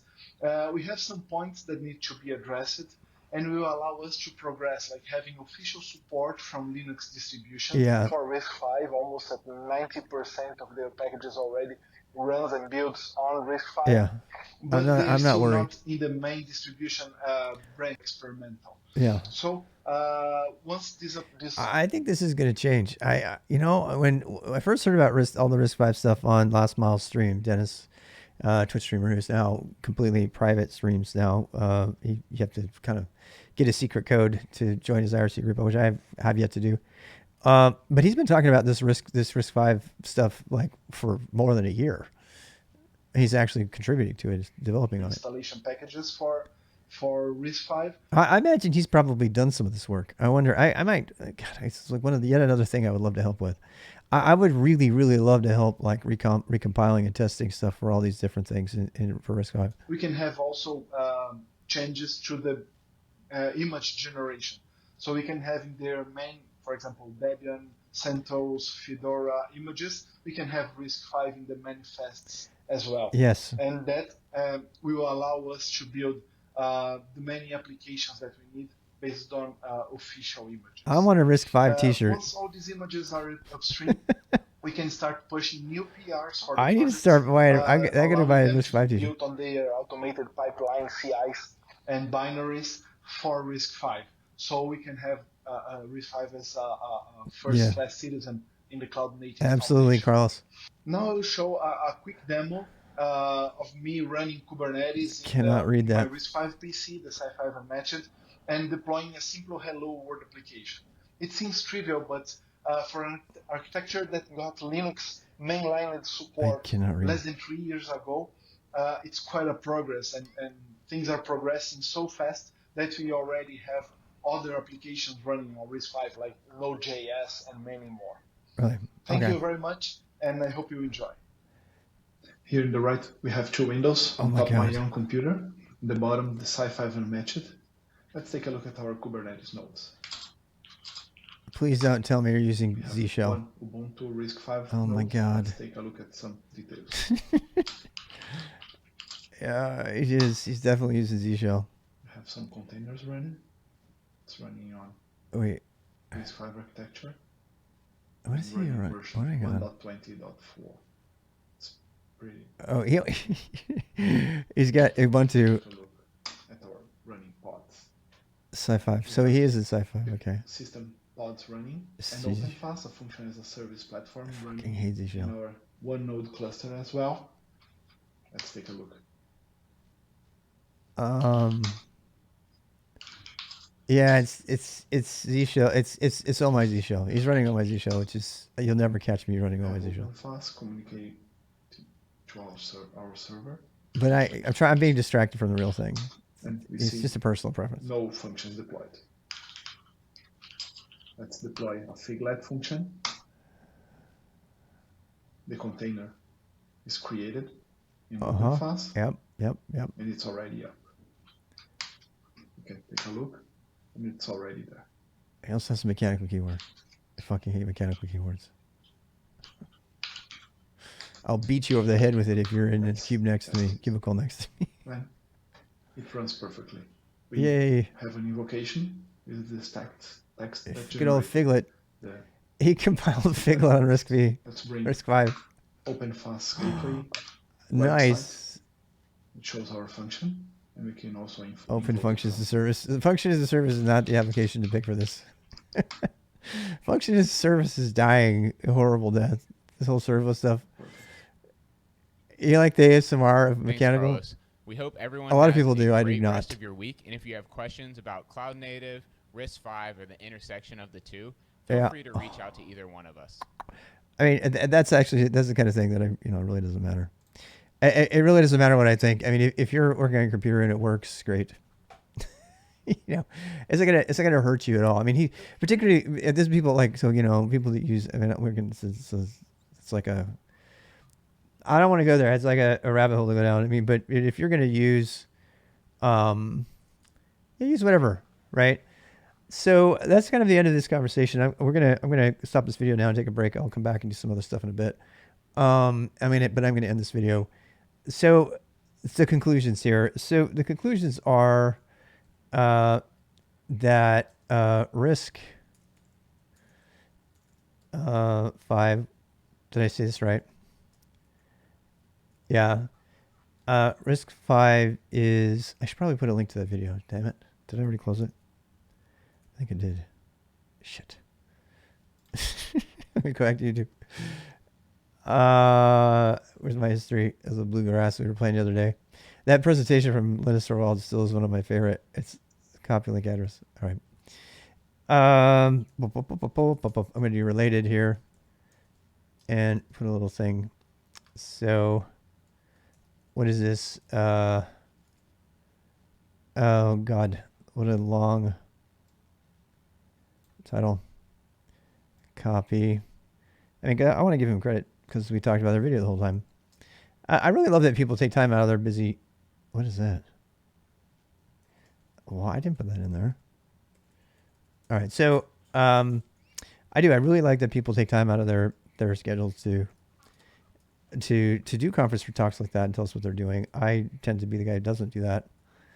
That's a horrible URL. There's got to be a better one. Whatever, that's fine. All right, so yeah, watch for this. And then what? So RISC-V is a thing. It's been plenty of time with online, all counts. Yeah.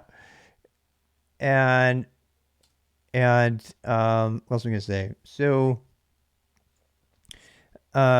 it's not that hard to port all of Linux and Kubernetes to it.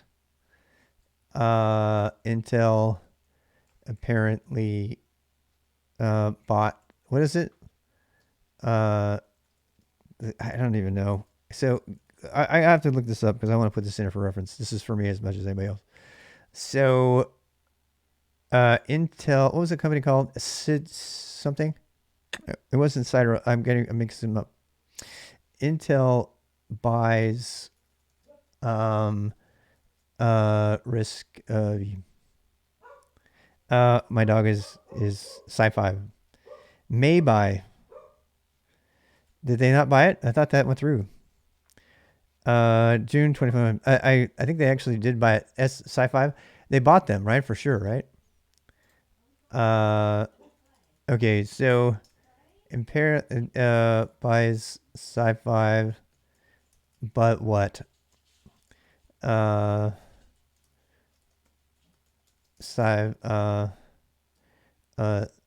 Sign of progress, I guess. I don't know.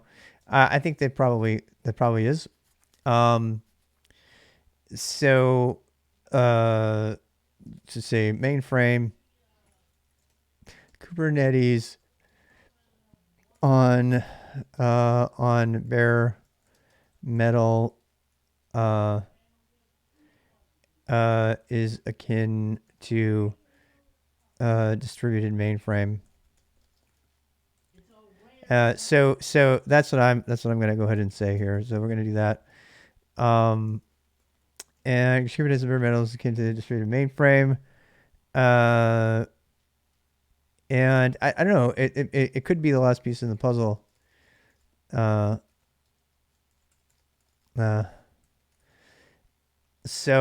I didn't see anything in the video in particular that convinced me that this has anything more to do with Kubernetes at all, other than the fact that it ran Kubernetes on it.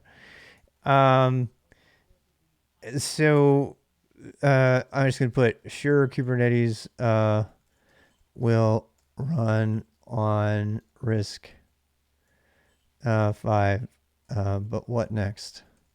So I got to tell you, I watched that presentation and I was on the. I really like what they're doing and I like where they're going with it, but it didn't really tell me anything I didn't know already. I mean, that's not true. It showed me what Risk 5 was doing.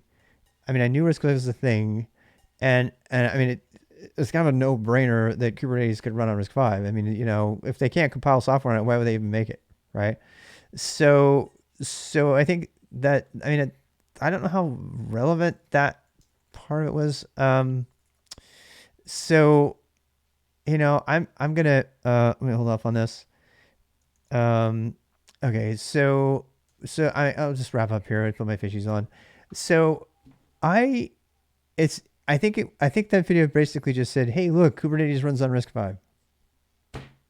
I mean, I wish they had talked about operating systems that run Kubernetes on it. They didn't talk about that yet. That's the real piece of this. And they suggested that could be the last piece of the puzzle and everything, but they didn't suggest. I mean, I would have expected from that title of that video that they would have talked about operating systems that are running on, that are, you know, Kubernetes driven operating systems that are running on Risk 5, not just Kubernetes works as compiled for Risk 5. I think that's a different thing. Maybe I missed something in the video. If somebody thinks so, please put it in the comment. But I'm glad I watched it, but I feel like the title is a little bit of a clickbait that didn't answer the question for me. I'm sorry. I don't mean to be mean or rude or anything. I didn't get the answer I was looking for. How is Risk 5 going to make you know, Kubernetes on bare metal more of a thing? You know, is I think they tried to make the argument that because, and the other guy, not Carlos, but the other guy was making the point. He was trying to make the point, and he was just, I wish that they had spent some more time on that point. So they were talking about how Moore's law and everything is proven that we can't scale vertically. We got to scale laterally. No shit. I mean, that's a no-brainer. I didn't need to hear that. So, and that's what Kubernetes is, and that's why it's a thing. And then they tries to take that and then turn that into an argument for that's why RISC-V is important. And I don't see it following. The logic doesn't follow for me, because so what? I mean, it's yet another. I mean, all the operating systems that we have are going to do that, right? I think he's implying that because RISC-V is a thing, and it's an open source ISA, therefore it's going to enjoy all the benefit that Linux and other open technologies have, which means it's going to get promoted more, that there's going to be more innovation in this space. I mean, he made the whole point with the landscape thing to show that, hey, see, innovation is a thing. It's vibrant. Why is it so vibrant? Because open source. And that's what's caused, even those are proprietary mixed in with real vendors. This is the reason that Kubernetes blew up. It's the reason Linux blew up. And it's the reason, by association, that RISC-V is going to blow up, is because it's also an open source thing. It just happens to be an ISA. And I would have liked to have had more conversation. I think there's only so much you can say about that, though. Yeah, if they had said like Talos has announced support for RISC-V, or if they had said K3 OS has been ported for RISC-V, or if they had said any of those things, or if they had started to cite examples of innovation in the industry where people are creating operating systems on RISC-V, not just Kubernetes. I mean, that's a no-brainer. Yeah, sure, you just recompile, duh. But what I want to see is the operating systems innovating in that space on that silicon, on that particular version of the chip. And we already know they can run on ARM. So, I mean, that, it's, and that was important that we go through that, right? Because there's been a lot of, now that we got M1, finally got Linux support on M1 on Apple stuff. And, so that proves that the industry can reform pretty quickly when something big is at stake, and they have done that. And I suppose, I mean, you can make the case that Linux is what made that happen more quickly, because it was Apple, and they said this is maybe, I don't know what the M1 the question what I'm getting at is that the Apple interest in M1 could be, promoted a lot of innovation, and then Linux was able to come in and say, yes, we can do this, and then they filled in the gaps and they made Linux run on M1 finally. And you can make the case that happened anyway because of the open source nature of Linux, not because the M1 has an open chipset, which it isn't, right? So would Linux have come to the M1 faster if it was an open source ISA? Probably, because they would have known about it ahead of time, right? They would have seen all the changes in the ISA over time. The one thing that's a little bit scary about open source standards sometimes is that they lag behind proprietary innovation. So this has been an ongoing problem in the open source space across the board, whether it's open content versus open source software. The thing that nobody wants to talk about in the open source world, the free and open world, is how slow innovation actually happens without money being involved. And nobody wants to say that. Nobody wants to admit that that's the reason, but it is. The only time anybody cares about something is when there's money to be made at the end of the day. The people that are going to pay the engineers at Canonical and Red Hat and all the places in Intel that are making all of these innovations. How many core commits to the kernel code came from actual corporate entities? It's like something like 70%.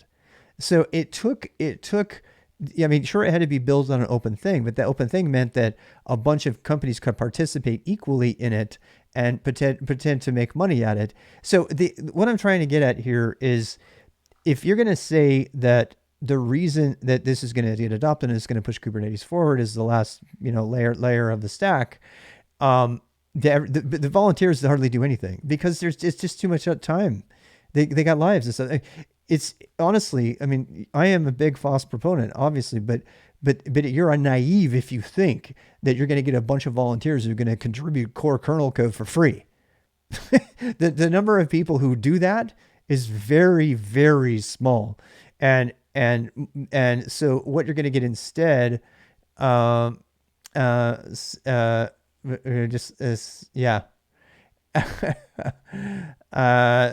boy. Hi, Funkbane. So Yeah, we're gonna come on over, and I'm gonna be leaving here in a bit. So what I'm trying to say here is that I want to I didn't find a lot of extra value in the video. I do know a little bit more about Risk 5 now, and the case that open source ISA as a chipset thing is going to help it get adopted by more people, and that more innovation in the Kubernetes space as well as the Linux space is going to happen because of it. That's kind of a no-brainer. I mean, because they'll have access to the specification before it makes available. But those contributors to it are primarily going to remain proprietary people.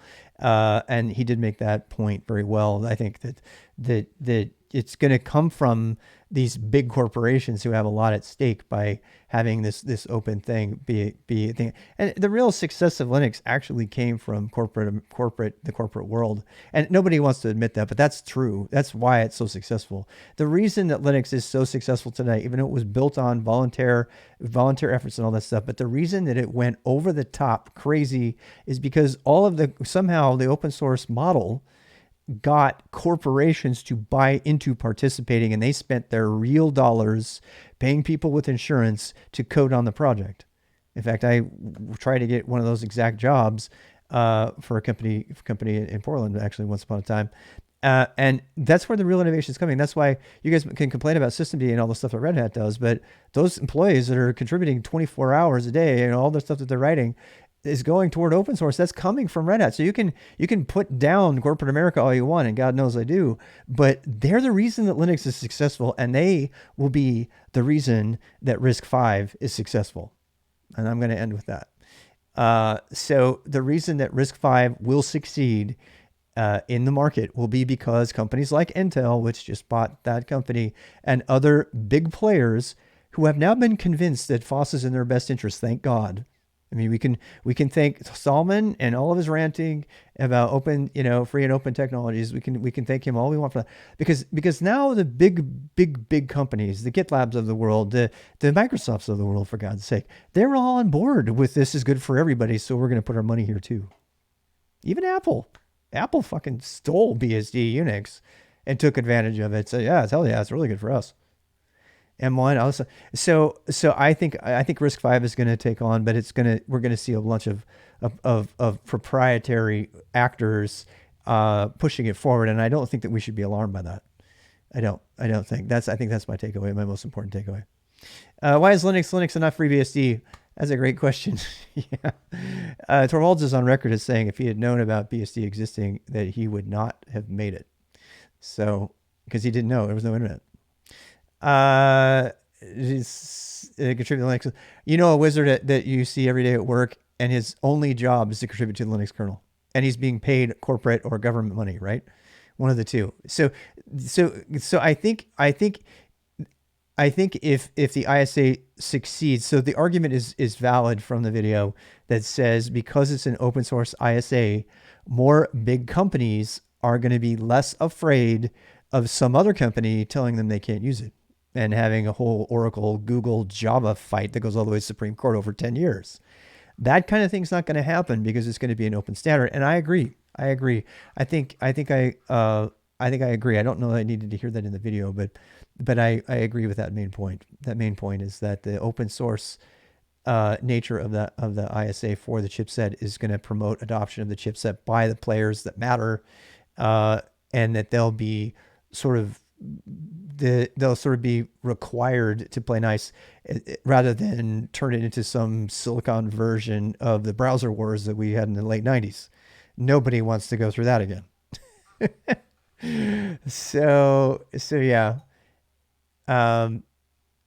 They have dedicated devs at most internet service providers who contribute just to FreeBSD and to do they really? Yeah, I bag on Apple all the time because they don't reveal that they have open source.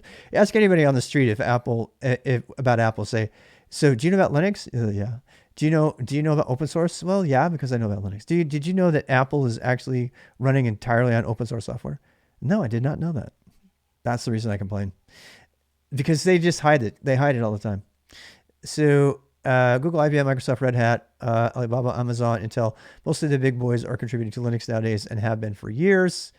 Take a peek at the email accounts used for commits. Yeah, absolutely. It's funny you say that, Lucenti, because I don't know if you saw me doing this today with Talos, but I was literally looking at the GitHub account for every single contributor to Talos, to Cedero, because I wanted to know where they were coming from. There was at least 4 Russians.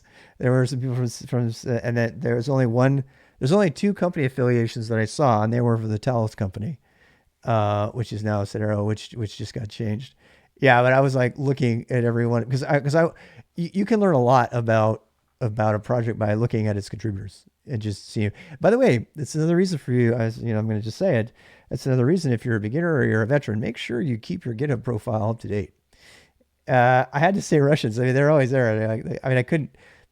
Their names were obviously Russian. Actually, one of them. I'm in the Slack channel now, and one of the main guys who's answering, Andrei, he's definitely Russian. At least he's русскоговорящий. Человек. Ну ладно, пора. So it's time for me to end this video. This has been really fun. Come on by. I'm going to go ahead and probably. I don't know what's going to happen next. So I'm just going to end this video. And come on, check us out if you want to talk Kubernetes. Or if you have comments, please put them in the comments below. If you have nasty comments, just save us the time. Put them someplace else. Bye.